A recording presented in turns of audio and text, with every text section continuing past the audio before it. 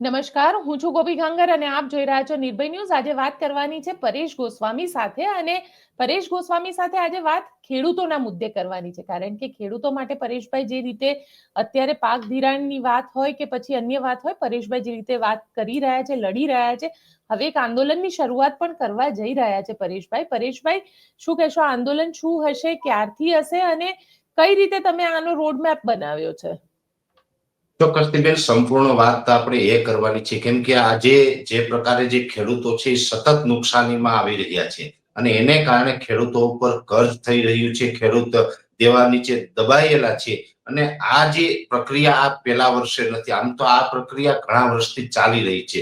ક્યાંય કુદરતનો માર હોય છે તો ક્યાંય સરકારનો માર હોય છે, બંને તરફથી ખેડૂત પીસાઈ રહ્યા છે। વાત એવી છે, આમ જોવા જઈએ તો ચાલુ વર્ષે જે પ્રકારે અતિવૃષ્ટિ થઈ છે, આમાં અનેક પ્રકારના નુકસાન થયા છે।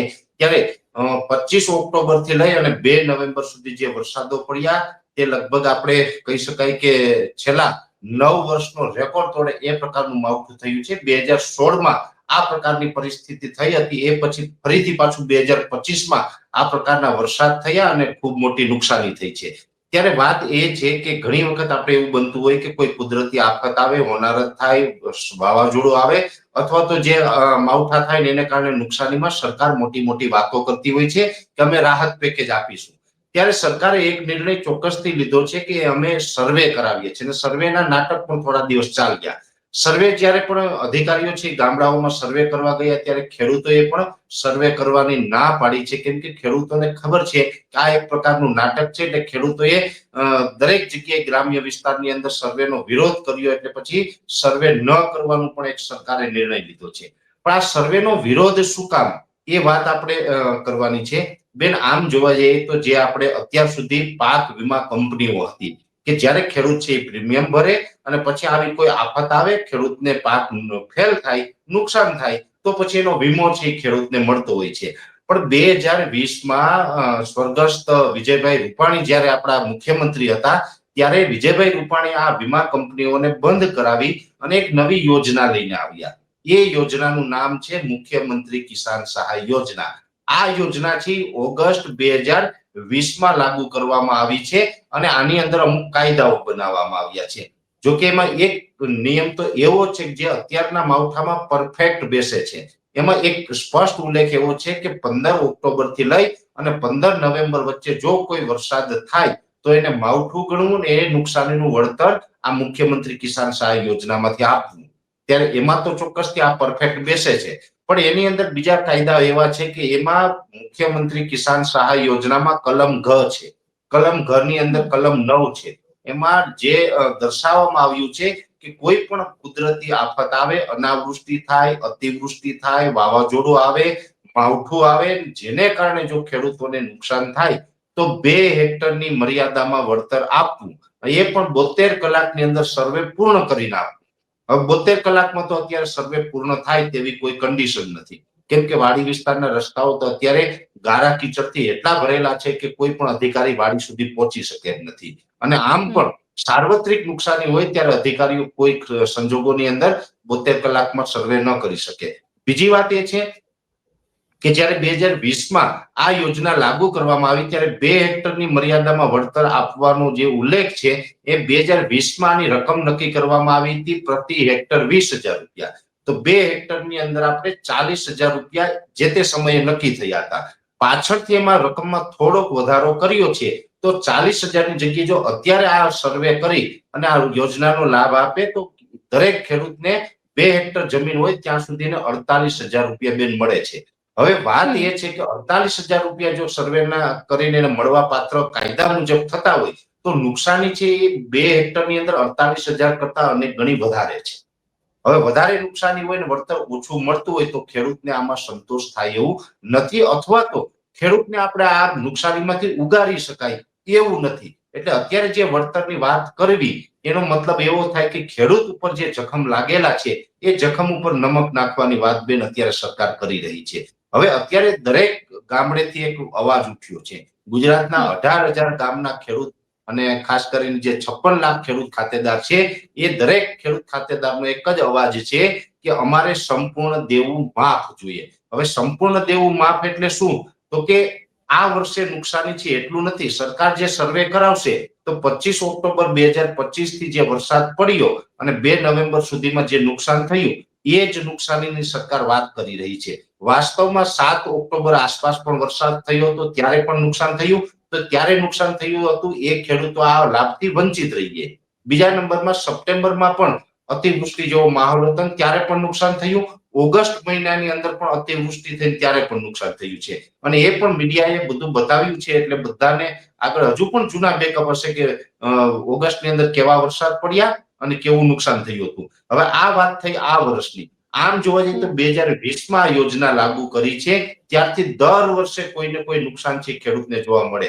કોઈ વર્ષે વાવાઝોડું આવ્યું છે અથવા તો કોઈ અતિવૃષ્ટિ થઈ છે, અનાવૃષ્ટિ પણ થઈ છે.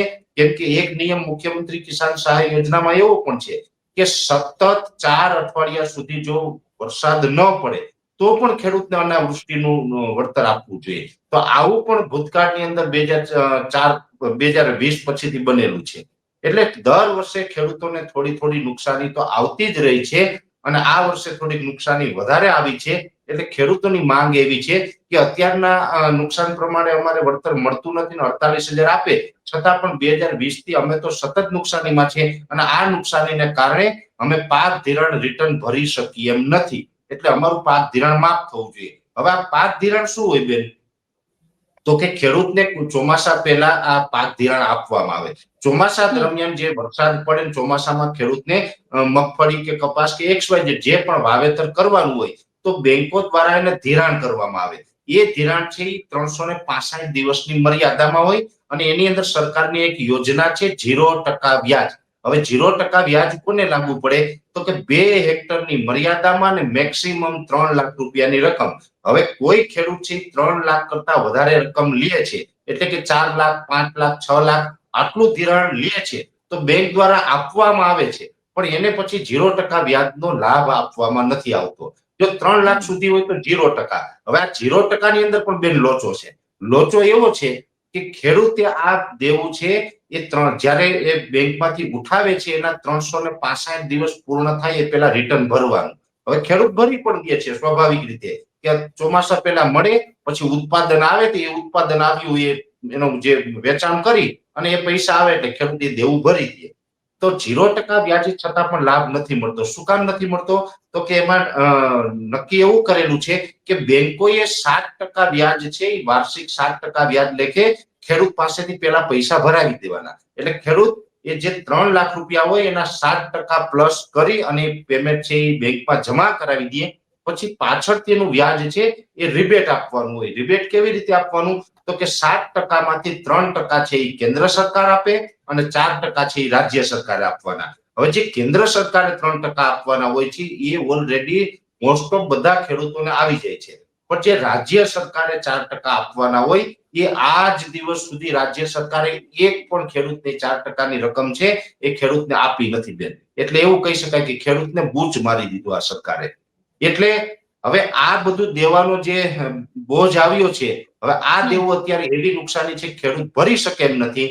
એટલે દરેક ખેડૂતની એક માંગ છે કે 3 લાખ રૂપિયા સુધીનું દેવું છે સરકાર માફ કરે તો જ ખેડૂતોને બચાવી શકાય ને તો જ ખેડૂત સાથે ન્યાય થાય. એટલે ખેડૂતોની માંગને ધ્યાન રાખી અને એક પ્રકાર હું એવું પણ કહી શકું કે ખેડૂતોનો આદેશ છે કે પરેશભાઈ તમે આંદોલન કરો, અમને અમારો હક અપાવો, અમે તમારી સાથે છે. એટલે ખેડૂતોના આદેશને માન આપી અને 10 નવેમ્બર 2025 ના રોજ સવારે 9 વાગે અમે દરેક ખેડૂત ભાઈઓને જુનાગઢ ખાતે બોલાવેલા છે અને અમે આંદોલન કરવા જઈ રહ્યા છીએ અને આ આંદોલનની અંદર આવેદન પત્ર નહીં બેન અલ્ટિમેટમ આપવાનું છે.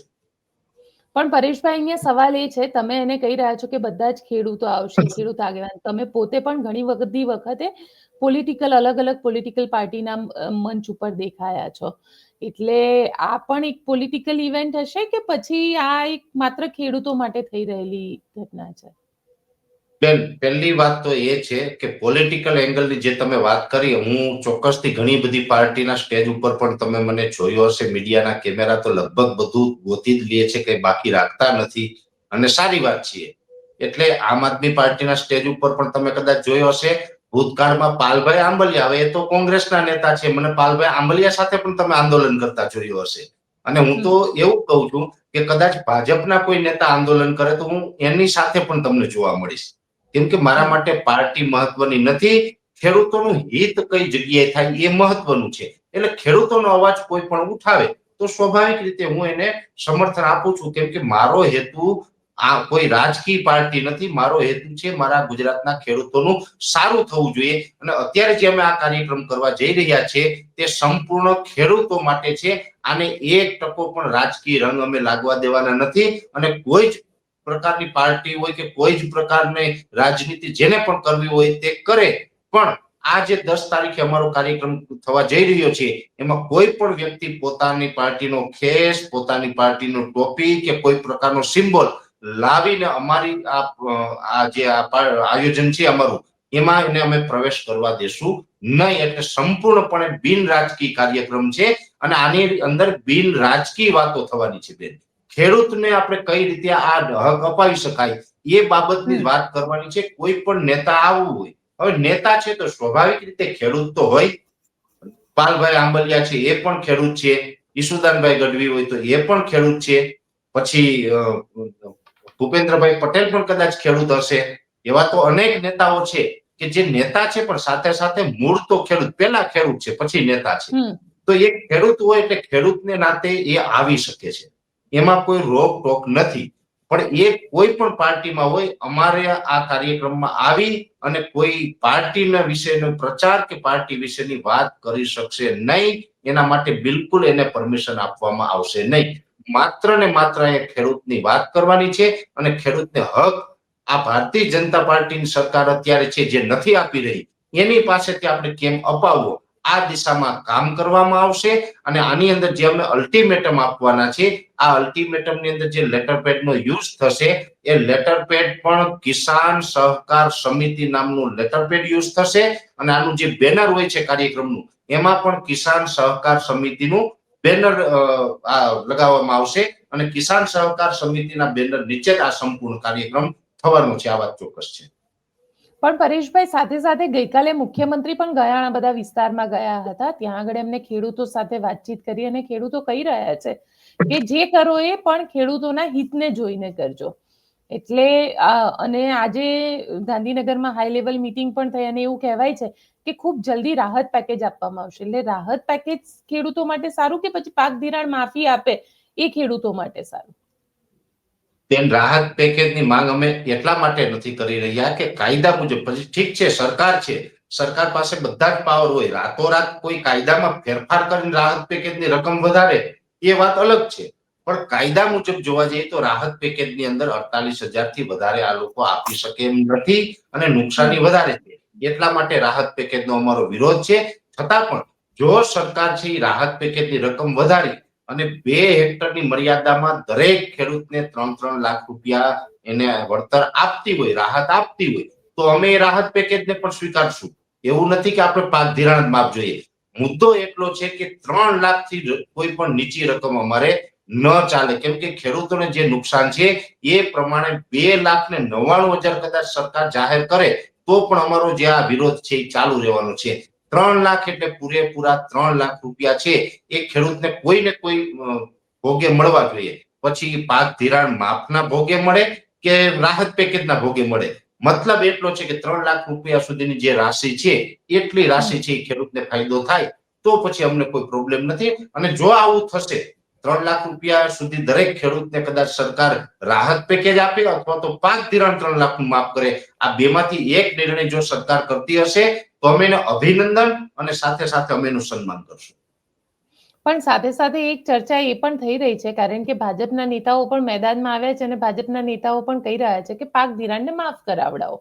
હવે કુમાર કાનાણીના પોસ્ટર્સ લાગી ગયા છે અને બીજા પણ ઘણા બધા ભાજપના નેતાઓ લખી રહ્યા છે, પત્રો લખી રહ્યા છે સરકારને.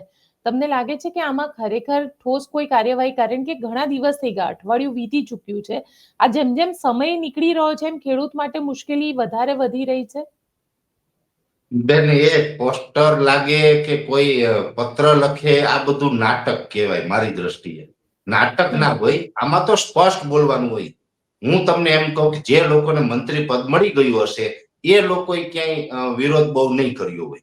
જે લોકોને મંત્રી પદ નથી મળ્યું એટલે દુખે છે, પેટમાં તૂટે છે, માથમાં, એના જેવી વાત છે. એટલે એને પોતાનો અંગત કાંઈક પ્રોબ્લેમ હોય પાર્ટી સાથે તો વિરોધ કરતા હશે. હવે વાત છે પત્ર લખવાની. તો જે ધારાસભ્યોએ પત્ર લખ્યા છે તેને હું આવકારું છું, સારી બાબત છે. તમે કમસે કમ આટલું તો કર્યું, પત્ર તો લખ્યા. પણ પત્ર લખવાથી પૂર્ણ નથી થઈ જતું. આપણી પાર્ટી, તમે ભાજપ સાથે જોડાયેલા છે અને ભાજપની સરકારની કાંઈ ભૂલ હોય, કૃષિ મંત્રીની ભૂલ હોય, મુખ્યમંત્રીની ભૂલ હોય કે પ્રધાનમંત્રીની ભૂલ હોય, તમારે મીડિયાના કેમેરાની સામે તાકાતથી વિરોધ કરવો જોઈએ કે અમારા આ મુખ્યમંત્રીની ભૂલ છે, આ મુખ્યમંત્રી ના ચાલે, આ મુખ્યમંત્રી આવો નિર્ણય કરવો જોઈએ, આવું બોલવું જોઈએ ને. 2 દિવસ પહેલા હું ભગવત માન અને અરવિંદ કેજરીવાલ વિશે જે બોલ્યો, આવું છે ને પાર્ટી બોલવું જોઈએ, એના ધારાસભ્યોએ બોલવું જોઈએ કે અમારા ભૂપેન્દ્રભાઈ પટેલ છે એની ભૂલ છે, આટલા દિવસ રાહ જોવાની ન હોય. અને જ્યારે આવી પરિસ્થિતિ હોય ત્યારે હવે કેબિનેટની બેઠક બોલાવવા માટે આજે 9 દિવસ સુધી વરસાદ પડ્યો છે બેન. અને 2 નવેમ્બર તો આ વરસાદનો રાઉન્ડ પૂર્ણ થઈ ગયો છે. આજે 4 નવેમ્બર થઈ ગઈ છે અને હજી તમે બેઠક બોલાવો છો. આવું ના ચાલે. આ તો 25 તારીખે જ ખબર પડી ગઈ હતી કે આટલો મોટો વરસાદ છે. 25 તારીખે ઓલરેડી નુકસાન થઈ ગયું હતું. 26 તારીખે બેઠક બોલાવવી જોઈએ અને 26 તારીખે રાત સુધીમાં તો એને જાહેરાત કરી દેવી જોઈએ કે દરેક ખેડૂતને 3 લાખ રૂપિયા સુધીનું પાક ધિરાણ માફ. આમાં ક્યાં બીજી જરૂર હતી? આટલા લાંબો સમય સુધી રાહ શું કામ જોઈ? કે હજુ તો આ બધા ટેસ્ટર રહે છે બેન. પાવર આવે છે કે નહીં, પાવર આવે છે કે નહીં. આમાં એવું પણ બની શકે કે આ લોકો હજુ પણ રાહત પેકેજના નામે ખેડૂતોને ક્યાંક મોટા મોટા સપના બતાવશે અને ખેડૂતોને ક્યાંય ગુમરાહ કરશે અને ખેડૂતને પોતાનો હક આપવામાં નહીં આવે. અને પછી થોડોક સમય જશે એટલે ખેડૂત ભૂલી જશે ને વળી પાછું કંઈક બીજી દુર્ઘટના બનશે અને વળી પાછા આપણે નવા પટ્ટે ચડી જશું. આવું વર્ષોથી આપણા ભાજપની સરકારમાં જોયું છે. એટલે સરકાર અત્યારે ફરીથી એનું પુનરાવર્તન થાય એ દિશામાં અત્યારે કામ કરતી હોય એવું મને લાગે છે. બિલકુલ પરેશભાઈ, આશા રાખે તમારી જે તારીખે ત્યાં આગળ જુનાગઢની અંદર તમે આ જે આંદોલન કરી રહ્યા છો, આશા રાખે કે શાંતિપૂર્ણ આંદોલન રહેશે, કારણ કે જે રીતે બોટાદમાં થયું એ પ્રકારની ઘટના ન ઘટે. તમે પરમિશન ને લઈ લીધી છે? પરમિશન માટે અમે રજૂઆત કરી દીધી છે. લગભગ અમારા ટૂંક સમયની અંદર 10 તારીખે છે કાર્યક્રમ. એ પહેલા પરમિશન આવી જશે અને પરમિશન લઈને જ કાર્યક્રમ કરવાનો છે. અમે ગાંધી ચિંધ્યા માર્ગે આયોજન કર્યું છે એટલે એમાં કોઈ જ પ્રકારે અમે પેલું પરમિશન વગર કરવું કે પછી કઈ તોફાની તત્વો અમારામાં હોતા જ નથી. એનું કારણ છે અમારા કાર્યક્રમમાં બેન કોણ આવશે? ખેડૂત આવશે. ખેડૂત તો જગતનો તાજ કહેવાય. ખેડૂત ક્યારેય દુનિયામાં કોઈ જગ્યાએ તોફાન ન કરે, કોઈ જગ્યાએ બીજાને નુકસાન થાય એવું કામ ક્યારેય ગુજરાતનો ખેડૂત કરે જ નહીં. હવે એ જે તોફાની તત્વો હોય એ તો કોઈને કોઈ રાજકીય પાર્ટી સાથે જોડાયેલા હોય એટલે સ્વાભાવિક રીતે એનો રંગ બતાવતા હોય છે. અમારું આયોજન છે બિન રાજકીય છે, ખેડૂતો માટેનું છે. અને જે ખેડૂતો માટેનું આયોજન હોય ત્યાં બધા ખેડૂત જ આવવાના હોય અને ખેડૂત છે પોતાની રીતે શિસ્તબદ્ધ જ આવવાના હોય છે. ગુજરાતનો ખેડૂત ક્યારેય પણ જે કાયદાનો ભંગ નથી કરતો અથવા તો તોફાન નથી કરતો. એટલે હું તમને વિશ્વાસ સાથે કહી શકું કે અમારા કાર્યક્રમમાં જે ભૂતકાળમાં બીજા કોઈ જગ્યાએ કાર્યક્રમમાં જે થયું હોય એ અમારા કાર્યક્રમમાં ન થાય. બિલકુલ પરેશભાઈ, આપ અમારી સાથે જોડાયા તેના માટે આપનો ખૂબ ખૂબ આભાર. તો આપ અમારા રિપોર્ટને લઈને શું કહેશો? કોમેન્ટ બોક્સમાં ચોક્કસથી લખીને જણાવજો અને અમારી ચેનલ નિર્ભય ન્યૂઝને લાઇક, શેર અને સબસ્ક્રાઇબ કરવાનું ભૂલશો નહીં. આભાર.